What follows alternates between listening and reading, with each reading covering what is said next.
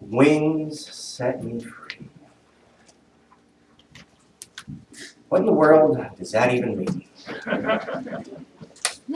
I know it's a metaphor. Obviously, we don't literally have wings. But isolated as considered, this particular metaphor begins to break down a bit for me. I may be spending too much time with it, but that's the nature of sermon writing. Its sense flitters away. I mean, of course, I get it. Generally, I understand what it's aiming at, and I will allow it to communicate that way in a minute. The thing of it is wings. I think of wings, and I think of flapping. And that makes me do this. Which doesn't make me free, it makes me look like an idiot. And I know that I'm taking that too literally, but I'm a Unitarian. It's what I do. It's why I skip over words like Christ during the late December singing season.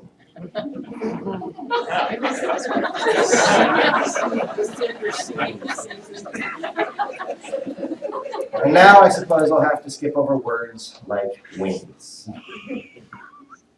And I'll have to skip over words like freedom, too. It's not that I don't believe in freedom. Kind of. It's just that it sets off a thought train that blocks all other thought traffic for an hour. I have to wrestle with all the implications of the word. Freedom. It's one of these words that all kinds of people have used in all kinds of different ways, some for good and some for ill. It's one of these words that gets thrown around so much that it loses, if not meaning, then at least significance. So from now on, I'll sing, roots hold me close, set me.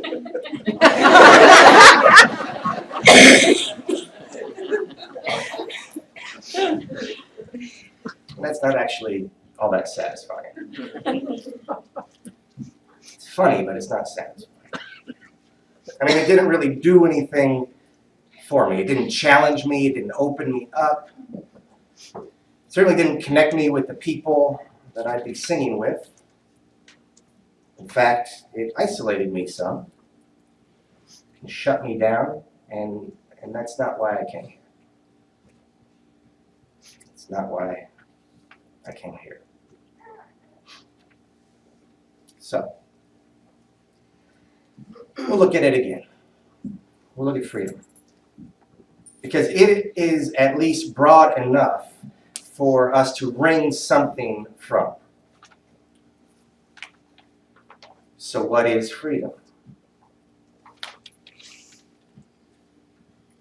How about this? Freedom is the state of being unbeholden, unattached, possessing the ability to do all and anything that one hopes. Limitless.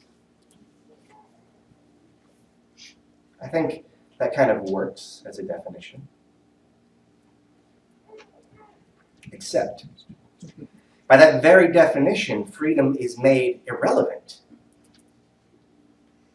It's out of relationship. It's unattached. And the way that I think, which is harmonic with our seventh principle, the one about the interconnected web of existence, is that reality itself is relational. Reality is relationship. And so freedom not only is irrelevant, but it doesn't even fit into my concept of reality. Now, there is an exception to this charge of irrelevance.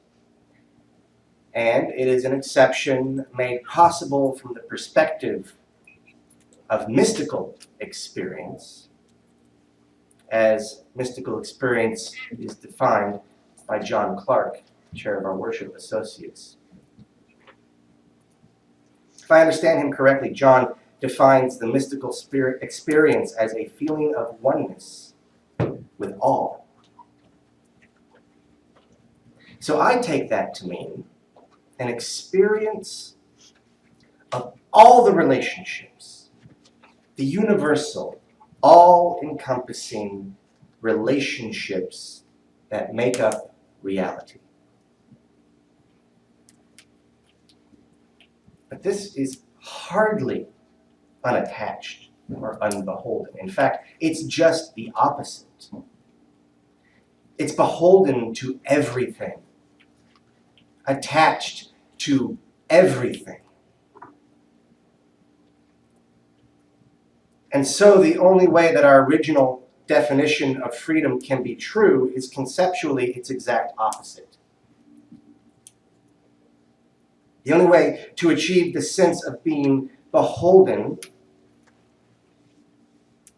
the only way to experience a sense of being free is to achieve the sense of being utterly, primarily, and universally beholden.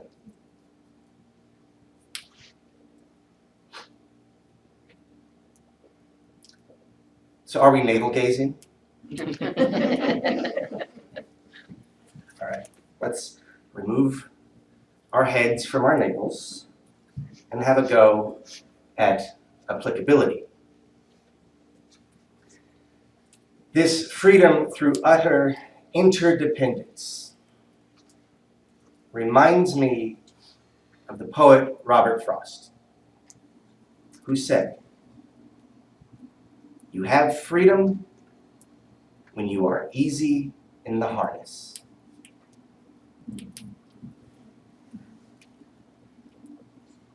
So for whatever reason, harness is more accessible to me than wings. It's a metaphor.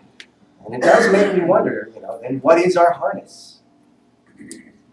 It's not dogma, it's not a text, and it's not really even tradition. So what is it?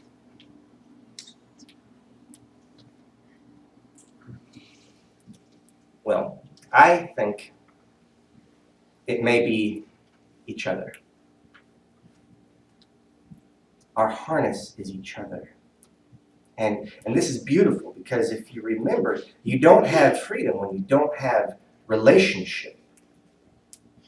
And Frost indicates that freedom is achieved through the harness. So I would translate this into something like, you experience freedom when you are easy in relationship. Now, the word harness implies work, and this also fits perfectly. You have freedom when you are easy in your work, which doesn't exactly mean that work is bereft of effort. Work is still work. Relationships are still work. And this harness, this relationship, is the structure through which freedom is found. And for us, of course, this structure, this device, is our covenant, our congregation, our invitation to each other, our church. And now the wings make sense. Because in the hymn, it is the wings which are the device of freedom. And so the wings are our congregation, because our congregation is the collective relationships that we have intentionally, invitationally, and voluntarily entered into. And that is what has the power to set us free. You cannot experience freedom in isolation. So now, when you look at the person next to you, I hope that you can see the instrument of your freedom. Not that you depend on them for salvation, for your freedom. but that your salvation and freedom depends on how you relate to them. You should be so grateful. You should be so grateful to them for giving you the opportunity. You're so lucky that they're here. You should be thankful to them, to all of them, to everyone here, and especially to those who are presenting you with the most opportunity to let your freedom flower, which is to say, to increase your proficiency with ease in the work of relationship, which is to say, you should thank most profound those who drive you crazy.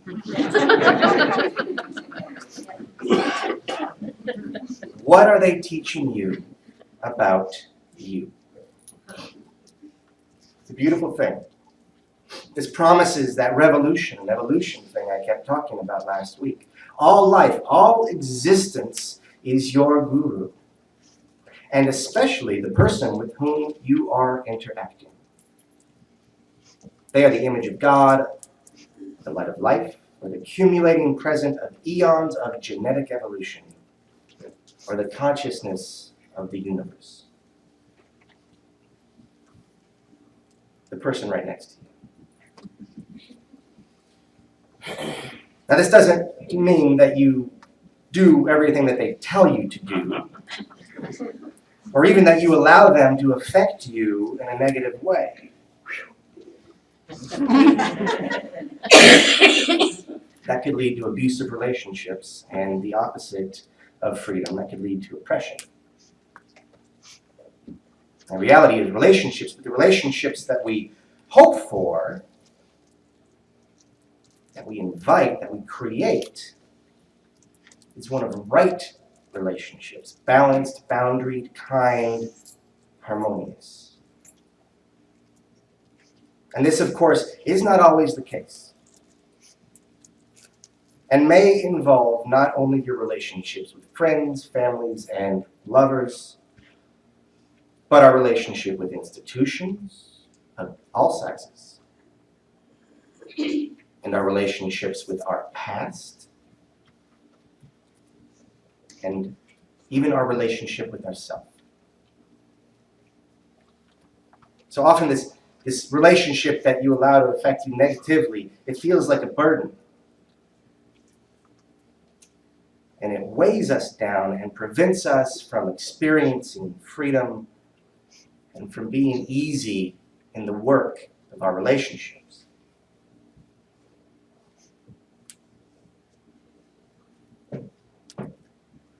I am sure that each of us bring something like this with us this morning.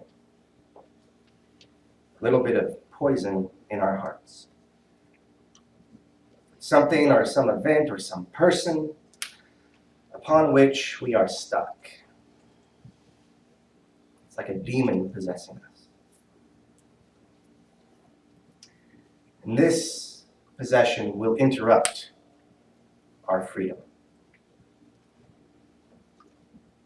So I invite you to lay this burden down. I invite you to name it and cut it loose, so that you may flower into the experience of freedom in healthy relationships. In fact, I invite you to do this ritually today, with the understanding that ritual influences the actual. So in your order of service, there are two pieces of paper. One is blue. And just hold on to that for a second, set that aside. The other piece is of another color, red or orange. And on that piece, I invite you to write something down. We are going to extract poison from our hearts. We are going to let go of our burden. We are going to remove the roadblock to freedom. So what I would ask you to do is name the pain. Write it down. Write down that piece of your life that is haunting you. That relationship that is nagging you, that keeps you up at night.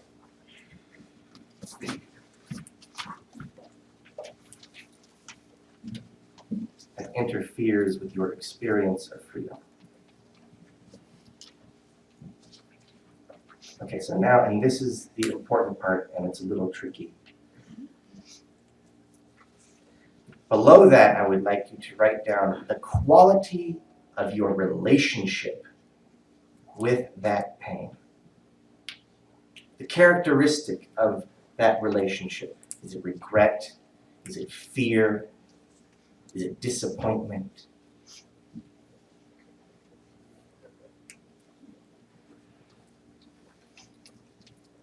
So write that down. We cannot always control events or people or alter the past that plagues us, but we can change how we relate to events or people or the past. So for your sake and for the sake of those on your left and your right, for the sake of this congregation and the future of all these things, I invite you to do this. This is a step toward experiencing freedom and ease in the work of relationship. So we are going to coordinate some visual stimuli with our words and our heart. So this paper represents what you have written on it, on your paper of the same color, right? This paper represents your paper. We're going to burn it. A ritualized annihilation of the burden. Now, I ask that when I raise your color of paper in the air, that you also raise your paper and at the same time vocalize not the burden, but the quality of your relationship. That makes sense? The second thing that you wrote down. I'll hold it up. You, into the air, speak the second thing that you wrote down. The characteristic of your relationship with the thing that is poisoning your heart.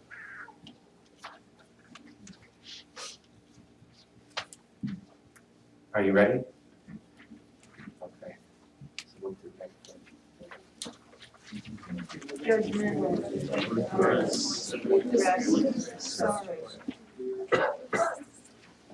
We let these things go.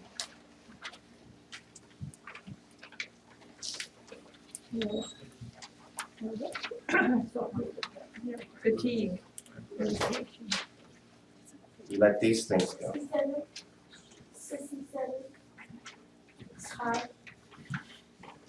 Now, I don't pretend that we just magically and immediately unburden. So I want you to keep that piece of paper with you this week. Put it in the pocket. Put it in your purse. And every now and again, throughout the week, take it out. Remember this fire and this community, and that this fire represents this community. And into this community, we burn and let go of those relationships that are holding us down. Remember that you're letting it go. And this is a place where you can do that. Now the second piece of paper, the blue piece of paper, I would like you also to write something down. I would like you to write down a gift that you have that you can bring to this congregation, to this covenantal community. Indeed, to all the relationships in your life. What is a gift that you can bring? And I have actually a qualification. This gift, of all the many gifts that you each possess, let this gift that you write down be the most kind of those gifts. So write that down. I'd encourage you to keep this in the same place as that paper that bears upon it that which you were letting go.